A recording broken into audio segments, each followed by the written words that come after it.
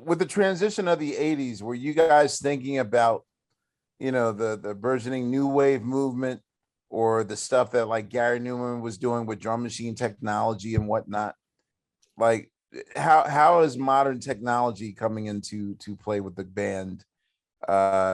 Starting with that, because I think it was notable to not just use the drum machine as a click track, but to actually make it part of the song. Well, we were using something called a rolling compy rhythm. It was a Okay. little wooden box, little square box. It had four presets: rock one, rock two, bossa nova, and samba. Samba. And you had a rotary knob that you could adjust the tempo by a rotary knob, but it didn't tell you what the tempo was. It was just, you just had to feel it. We would use that for feel, just when we were kind of going over the track and trying to get the right tempo and the right feel. What happened with Kiss on My List? Kiss on My List was never intended to be on the record. That was a song that Daryl wrote with Jana Allen, who was Sarah's sister, who was a young songwriter. And she came up with the idea. Daryl helped her with it, and she wanted to make a record. So it was at the end of one of our sessions for Voices, and we were all done for the day. And Daryl said, let me go and just make this demo for Jan, because I promised her I'd lay it down for her.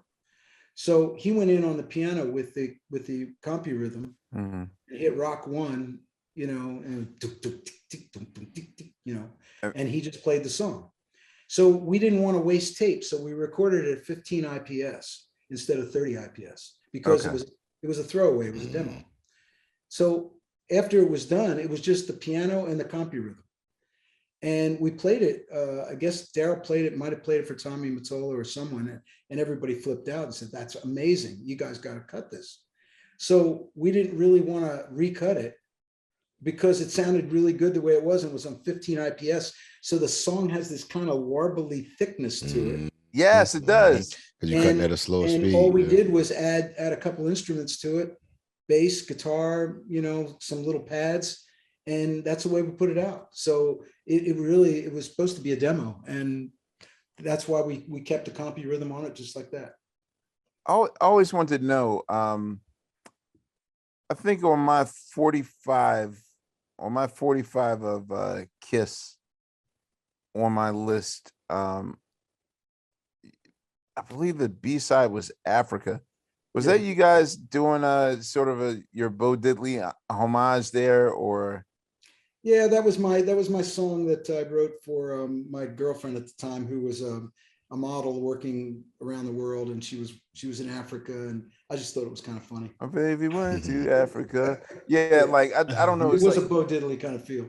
Africa was just one of those songs where I constantly had it on rotation on my 45. If you put the arm over to the right, then you could have the song repeat over and over and over again. And I just always remembered, like, the summer of 1980, like that was always I just always kept it on the B side.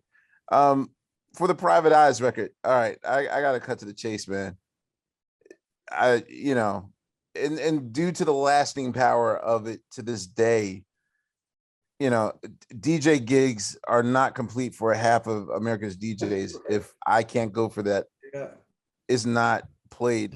Could you please give us the story of how that song came to be? Because it's such a the way that it's just stripped down and sounds so revolutionary that Here again, it was one of those things. And Daryl's going to tell you the same story. The session was over. Everyone had gone. Me, Daryl, and the engineer were in the studio, and we were at Electric Lady. And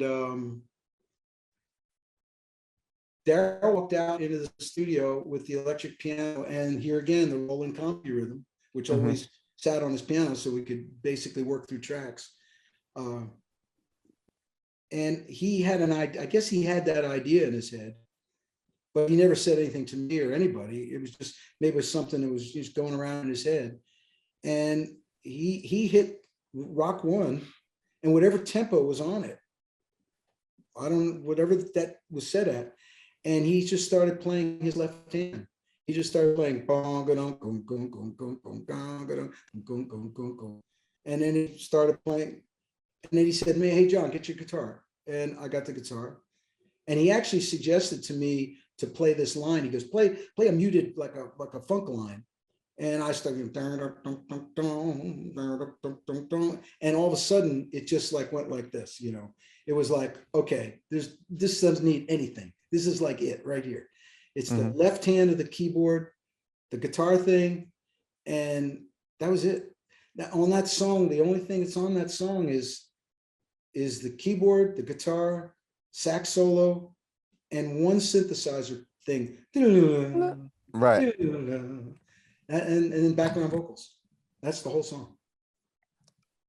Whose idea was it to make it sound as stripped down? Because to me, that drum machine is such a radical sound to it. I mean, there's two versions of it. The 12-inch has a more brighter drum mix to it, but the album cut version, I can't describe. To me, it was almost like an improved version of the drums that Sly was trying Very to much achieve so. Yeah. on There's a The Riot Rhythm Called- Ace. There's a riot The Rhythm going on, Ace yeah. joint. Yeah.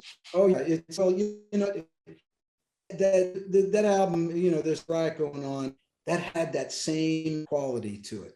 That you said, it was stripped down and raw, and it was dry. There was just this thing. I mean, sometimes when you know, you don't have to have a lot if it's the right combination of, you know, of tonalities. When you get the right tonalities and they're not fighting each other, they all have their place. You know, they're all in the right place sonically. That's all you need. You don't need anything else. And I think we were smart enough to realize that it was, the groove was major, and it was just, that was it. That's all you needed. No one told you guys like, this group might be undercooked a little bit, like it needs something else, or Nobody told us anything, because we never let anyone in the studio. I Just love the it. engineer. I have a Just the question. engineer. Engineer and the band. Yep. It's always We the have no record engineers. company people. It's the great engineers from Electric Lady. I don't know what's going on. It must be something in the water over there. I have a question for you, John. Was Private Eyes the first album that you did go to Electric Lady for? Because I know you went there for a few records. Yeah, I think we did Voices at the Hit Factory. I'm pretty okay. sure Voices was done at the Hit Factory. And then we started Private Eyes at the Hit Factory. And Daryl and I both lived in the Village. We both lived very, very close to 8th Street. And we just wanted to walk to studio. That's why we picked Electric Lady. We wanted to be able to walk. I wanted to be able to walk to the studio and walk to Balducci's. And that was Wow. that was the criteria for What else do you need?